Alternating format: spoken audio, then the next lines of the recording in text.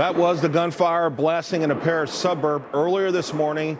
The suspected architect of Friday's terror attack was believed to be inside the apartment with 5 other people when the commandos struck. Now, at least one of the suspects, a suspect that is closely linked to the attacks in Paris, remains at large. Joining me now, Sean Henry, former FBI Executive Assistant Director, Stephen Yates, Dick Cheney's Deputy National Secretary Advisor, and Steve Rogers, former FBI Senior Military Intel Officer. Steve, let me go to you first. What do you make of what's happening over in France? You say the statement, there's been some statement changes, but they're small, but they're also large. And they're very significant. What we have done is see a change from law enforcement actions to fighting enemy combatants. That gunfire you just heard was not on a field of battle in a desert, in a jungle, or on city streets. And the fear is that that gunfire is going to be heard here in the United States of America if we don't take significant action against these terrorists. You know, Stephen, your boss, Dick Cheney, was known as an ultra hawk.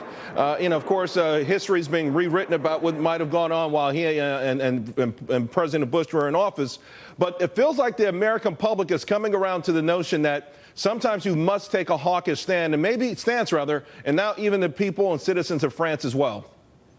Well, there's a number of things that are playing out in this that actually are a replay of debates of more than a decade ago. There is a theory that you need to take the fight to them overseas before they bring the fight to you in your own homeland.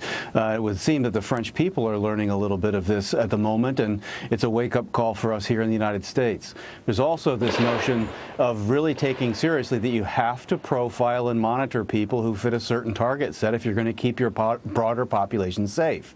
And we can feel a certain way about this when it comes to civil liberties, but when it comes to people who are not citizens of the United States coming in, we need to be vigilant and screen them and surveil them.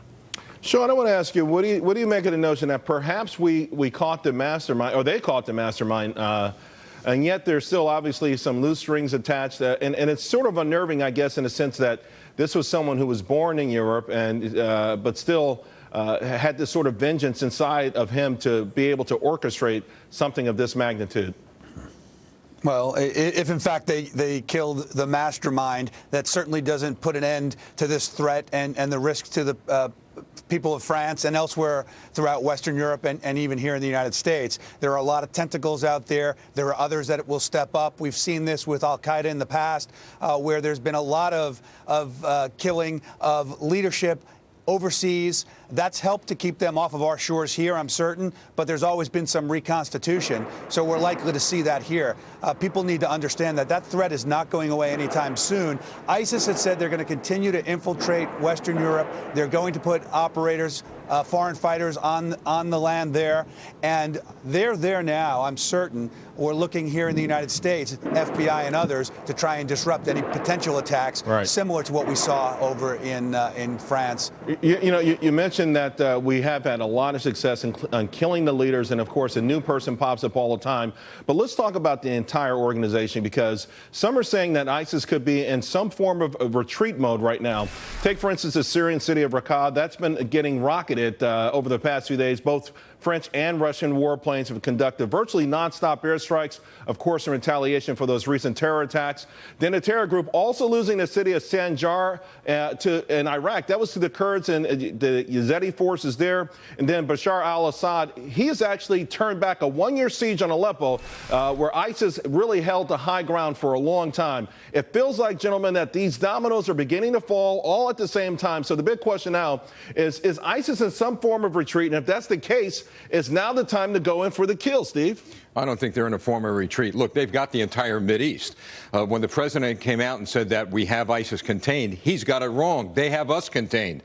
The fact of the matter is, you're right, Charles, we should now be speaking with the Russians. Vladimir Putin has gone in there. He's taking care of business. The French are taking care of business. But in order for us to have a solid victory, we have to lead. But here's the thing. Okay, Stephen Yates, Russia's already there. Russia's taking a lead. France is saying, hey, we're okay with Russia taking a lead. But everyone admits, everyone acknowledges America must play a role. If that's the case, first of all, I don't think this administration has the will to do that. But if that is the case, will Russia and France move aside and let us dictate terms? And if that's the case, also, one more thing. We know it will involve some sort of troops on the ground. And that's where we always seem to run into trouble from a public relations aspect in America.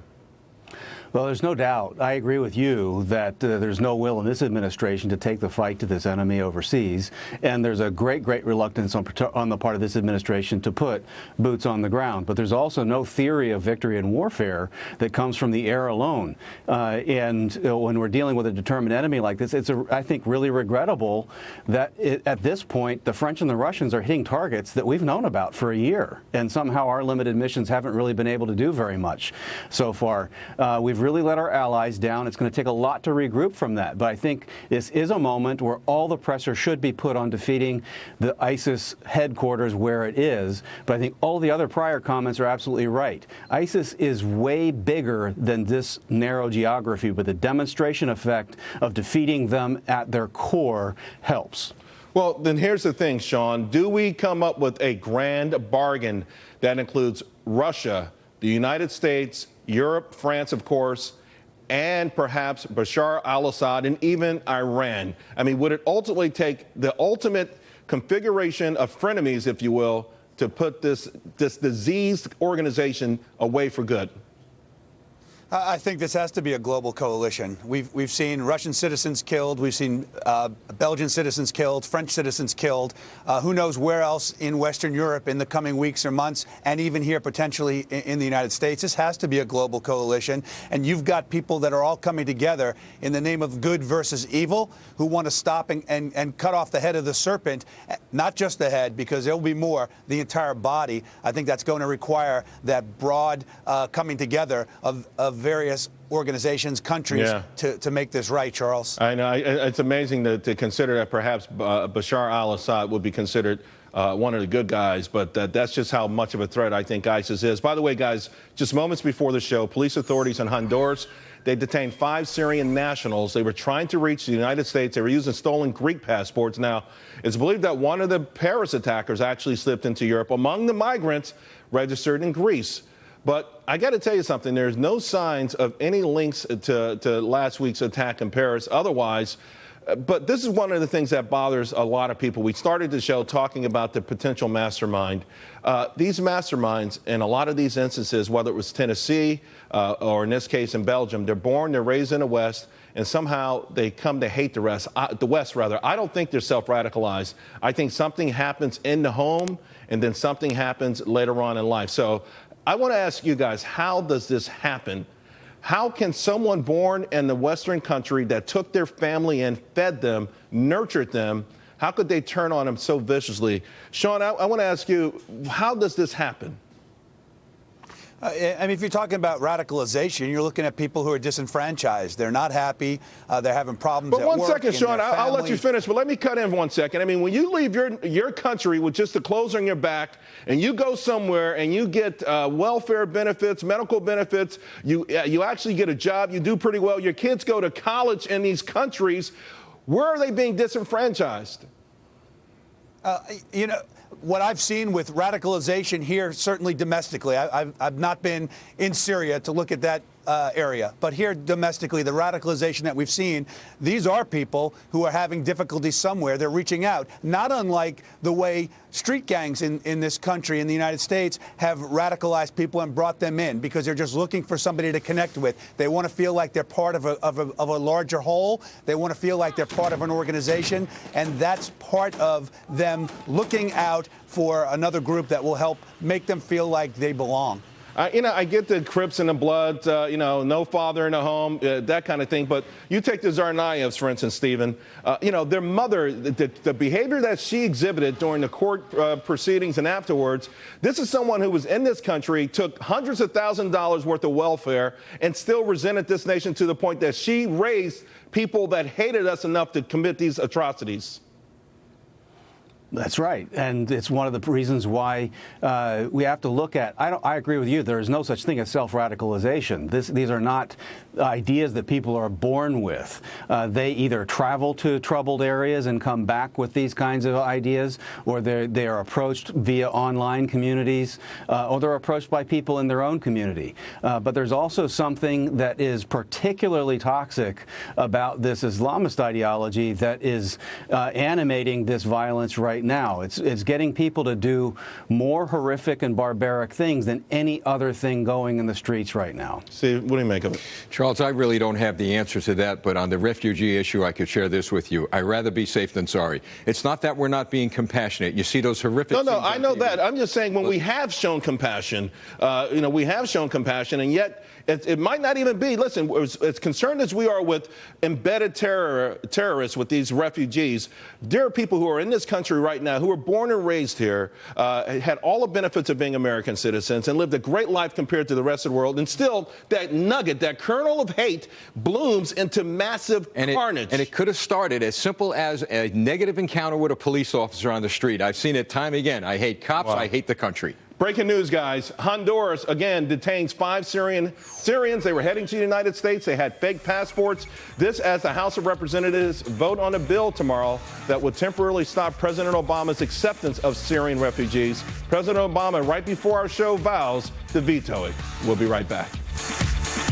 GOP, in fact, with more passion than his attacks on ISIS and radical Islam. Take a listen. Apparently, they're scared of widows and orphans coming into the United States of America. First, they were worried about the press being too tough on them during debates. Now they're worried about 3-year-old orphans. That doesn't sound very tough to me. And it needs to stop because the world is watching. Okay, listen, I get where political parties are always on the attack, but there has to be a time when being president of the United States is more important than partisan bickering. Joining me now, Fox News military analyst Captain Chuck Nash, Steve Rogers, and Stephen Yates are back as well. Captain Nash, the president's on the world stage, and he's talking about the GOP, his GOP rivals back in the States. How unpresidential is that, and how must our enemies look at us with even less respect than before? Well, it's problematic, Charles, because when he makes statements like that, they should be accurate. And when you look at what was and what is about to be, it's a night and day change. And what I mean by that is, last year we took in 1,800 Syrian refugees, most of which were women and children. This next year, the President and Secretary Kerry have announced that we're going to take in 10,000.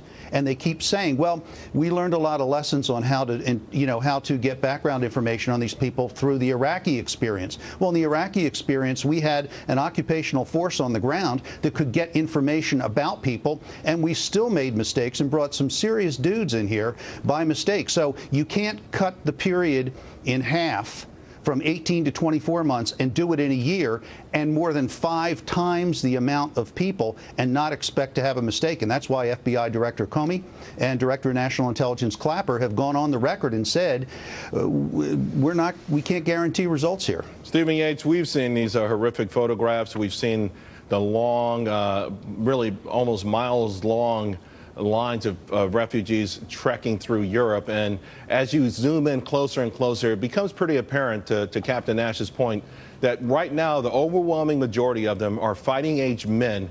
And we have to wonder, A, why they're not fighting back at home. Why did they actually leave the widows and orphans behind?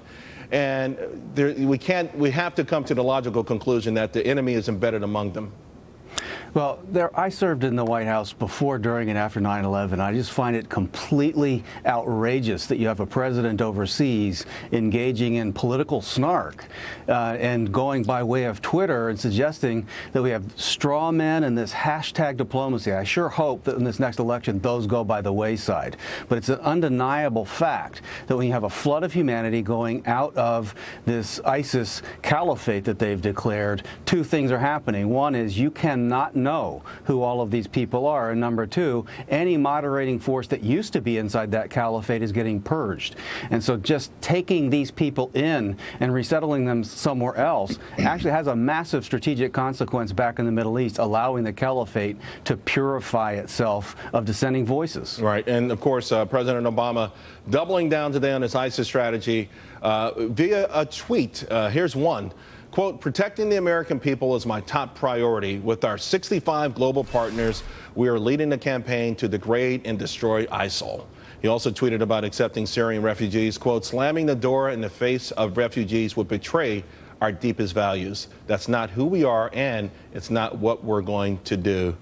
Steve Rogers, the president, campaigning via, it sounded like a corny insurance commercial. There's no passion behind these kind of things. Again, the only time we've seen him get visibly upset is when it comes to GOP opposition. And by the way, opposition that's echoed by the American people. Charles, this is not a Democrat problem, not a Republican problem. It's an American problem. And I suppose he was making a veiled reference to Donald Trump and Chris Christie. Chris Christie was right. Donald Trump was right. It's not that they're not compassionate, but they're saying, look, we've got to do the best we could and take those extraordinary measures to protect the American people. And the president needs to understand that.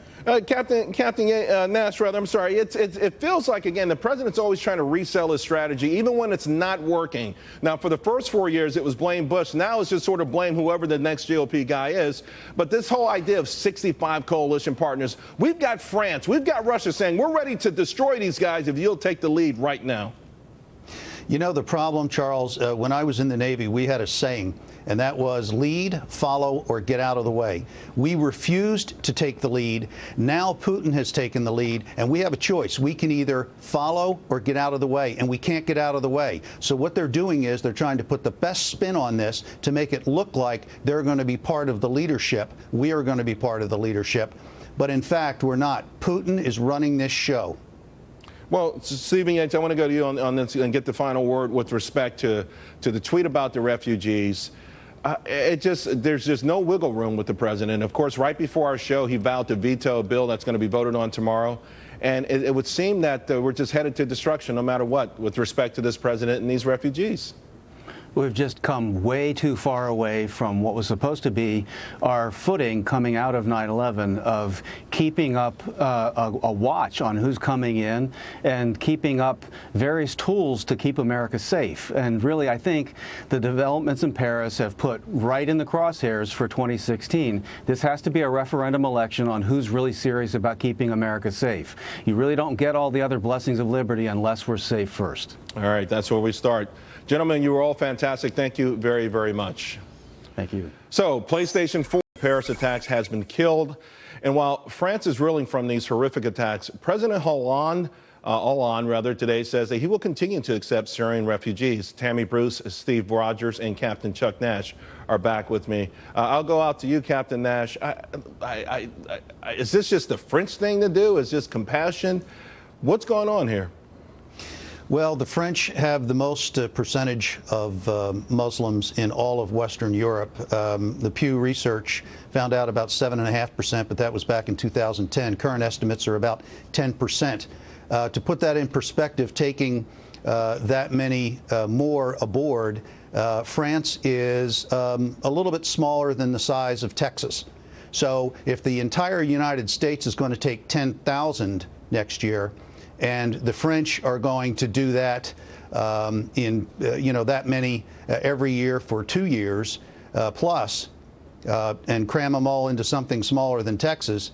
60% of the prison population right now in France is Muslim. So you got to play with the numbers here, and it's not an upside story.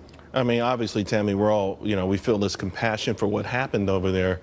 And then it's followed up by this sort of a decision, and it's certainly a head scratcher. Well, look, he's a socialist. He's a leftist. And while the massacre in Paris is going to change things in the long run, this is a habitual way of thinking. So I think at the same time that he's going to hear perhaps from the French people that there's an understanding that you can be a free nation and be compassionate. It doesn't have to be suicidal, and that there's ways to find, where you can be compassionate, bring people in, but just like we're working on, maybe not necessarily right now, and to find ways to make it work. So he's going to hear from the French people, who I don't think want to die. I don't think they want their society to die, and they're going to have that cultural conversation. But when it comes to politicians, look, they're still political animals. He still wants to perhaps move his agenda, but I think that he's got his sense about what's better for France in the long run, and he will likely change his mind. Steve, one thing I think all of Europe is particularly a lot of these Scandinavian countries, maybe ultimately Germany, certainly France, losing their culture to a group of people who refuse to assimilate seems to me to be nuts. It seems to be crazy. You don't ever want to necessarily lose your culture. We've got a culture of assimilation in this country. I remember 5 years ago when salsa became the #1 condiment over ketchup. That told me something. But there's still something unique about the way people assimilate here that's never materialized in Europe. Well, the fact of the matter is that it probably won't, and this is going to make things worse.